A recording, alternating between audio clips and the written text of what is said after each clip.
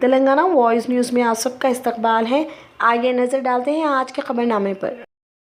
ایک بین ریاستی گانجا smuggling gang کے 2 ارکان کو سیبرآباد اسپیشل آپریشن ٹیم شمشاباد نے اتوار کو گرفتار کیا۔ پولیس نے 800 کلو گرام گانجا، 1 ٹرک اور 2 موبائل فون ضبط کیے جن کی مالیت 2 کروڑ روپے ہے۔ گرفتار افراد میں خوشی محمد 34 سال ڈرائیور جو کہ اتر پردیش کا رہنے والا ہے اور سونو سنگھ 23 سال اتر پردیش کی لوری کلینر ہے۔ فرار ہونے والوں میں یو پی کے سکندر، اودھیسا کے سومو عرف بھگوان اور یو پی کے بیجندر سنگھ ہیں۔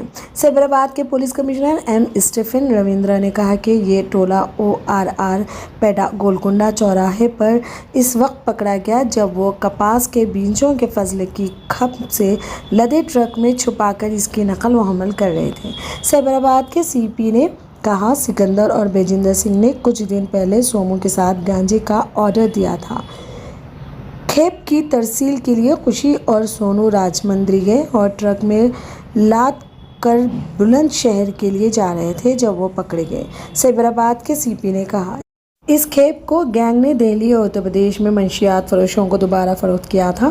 پولیس نے کہا گانجا راجمندری میں 3000 روپے فی کلو گرام میں خریدا گیا تھا اور بعد میں اسے 20,000 روپے فی کلو گرام میں فروخت کیا جانا تھا۔ تلنگانہ BJP کے وفد نے اتوار کے روز گورنر تمل سائی سوندر راجن سے ملاقات کی اور بدھ کو پیش آئے سرونگر قتل کیس کے بارے میں ایک نمائندگی پیش کی۔ ناگراجو کو حیدرآباد کے سرونگر میں ایک مسلم لڑکی سے شادی کرنے کے الزام میں قتل کر دیا گیا تھا۔ واقعے کے بعد پولیس نے مقتول کی بیوی اشرین سلطانہ عرف پلوی کے 2 رشتہ داروں کو کیس کے سلسلے میں گرفتار کر لیا۔ ملزمان کی شناخت سید مبین احمد، اشرین سلطانہ کے بھائی اور محمد مسعود احمد کے نام سے ہوئی ہے۔ فائدے کے لیے قتل کے ایک اور معاملے میں ہفتے کی رات سرونگر پولیس اسٹیشن حدود میں ایک خاتون کا قتل کر دیا گیا۔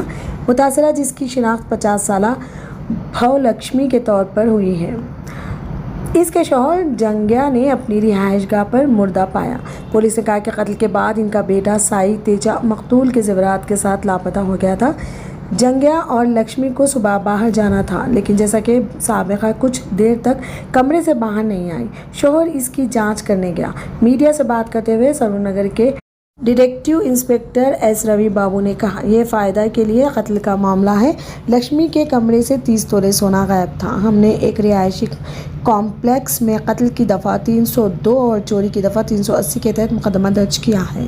پولیس نے ملزمان کی تلاش شروع کر دی ہے جو تاحال فرار ہے۔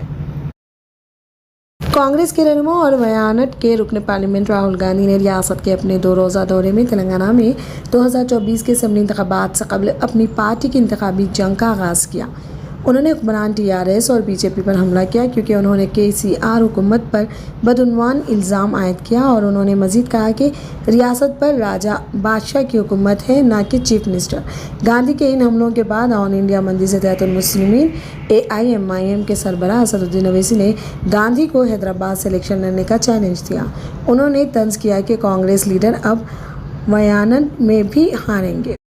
میں کہہ رہا ہوں کہ اب آپ ویاناڈ سے بھی ہاریں گے۔ آؤ حیدرآباد سے مقابلہ کرو، قسمت آزماؤ، تم میدک سے بھی مقابلہ کر سکتے ہو، اویسی نے کہا۔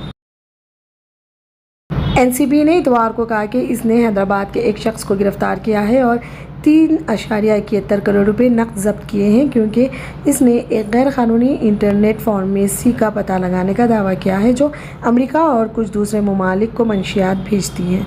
دواخانہ جس کی شناخت وفاقی انسداد منشیات ایجنسی نے JR انفینٹی پرائیویٹ لمیٹڈ کے طور پر کی ہے، تلنگانہ کے دارالحکومت کے ڈومل گوڑہ میں واقع تھی۔